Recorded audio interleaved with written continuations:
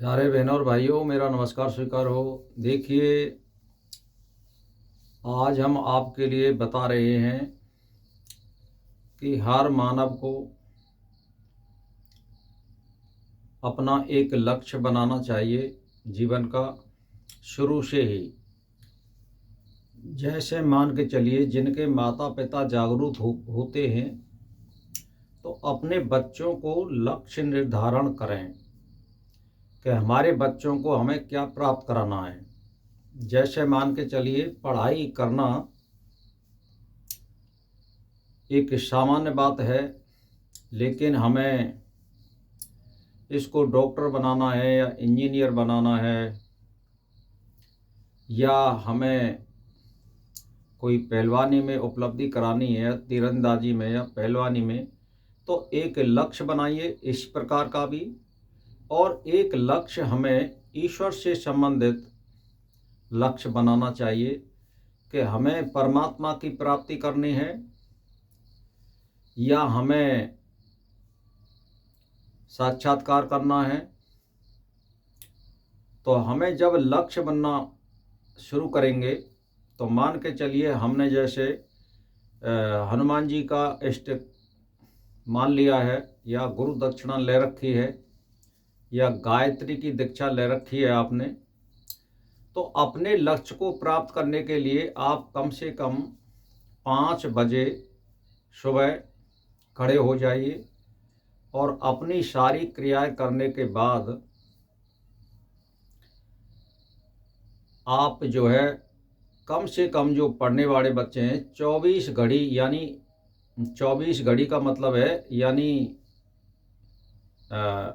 24 घड़ी जो होती हैं उसका मतलब क्या होता है।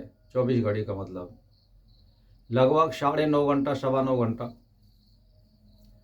तो अब हम रात में इतना लगभग हम समय व्यतीत कर देते हैं 24 घड़ी। यानी मान के चलिए, आदमी 8-9 बजे या 4-5 बजे 6 बजे के समय हमारा खाली समय बचा हुआ है, इसमें हम 1 घड़ी लेना है हमें सुबह की। यानी सूर्योदय से कुछ पहले, चाहे वो लड़का पढ़ता हो या कोई नौकरी करता हो या जिम्मेदारी करता हो या व्यवसाय करता हो, आपको ये मैं लक्ष्य बता रहा हूँ कि हमें 24 जो घड़ी है उनमें से कम 1 घड़ी हमें ईश्वर ध्यान और चिंतन और पूजा में देनी है।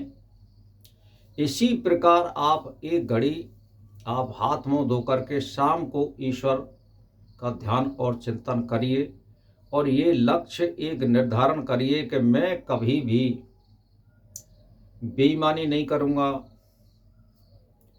या किसी पे अपघात नहीं करूँगा, चोरी नहीं करूँगा, और किसी की बहन बेटी को नहीं तकूँगा। इस प्रकार के आप अपने जीवन में एक लक्ष्य बनाइए कि मुझे मनुष्य बनना है और मुझे इस जीवन में कुछ करके दिखाना है। तो लक्ष्य बगैर आपकी प्राप्ति नहीं हो सकती है। इसीलिए आप लक्ष्य निर्धारण करिए और अपने जीवन को सफल बनाइए। इस संसार में यही सार है। जो आदमी क्रमबद्ध तरीके से चलता है और नियमबद्ध तरीके से चलता है, और जिस बालक को, जो माता पिता बालक को जहाँ मोड़ना चाहते हैं वहीं वो मुड़ जाता है, और एक बार जब 2-4 साल वो उस प्रक्रिया में गुजर जाता है तो उसको फिर वो आदत लग जाती है, वो फिर ऑटोमेटिक करने लग जाता है। तो भाई और बहनों, अपने जीवन का एक लक्ष्य बनाइए और लक्ष्य प्राप्ति के उद्देश्य से हमें उस पर कार्य करना चाहिए।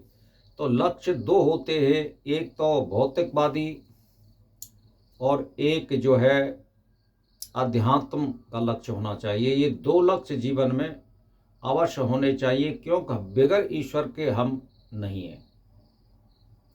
भौतिकवाद के लक्ष्य हमें यूँ बनाना चाहिए कि हमें इस पृथ्वी पर जन्म भौतिकवाद देखने के लिए और प्राप्त करने के लिए मिला है। तो हमें दोनों का तारतम्य प्राप्त करने के लिए, अच्छे विचारों को प्राप्त करने के लिए मिला है, शुभ कर्म करने के लिए मिला है, ध्यान और चिंतन करने के लिए मिला है।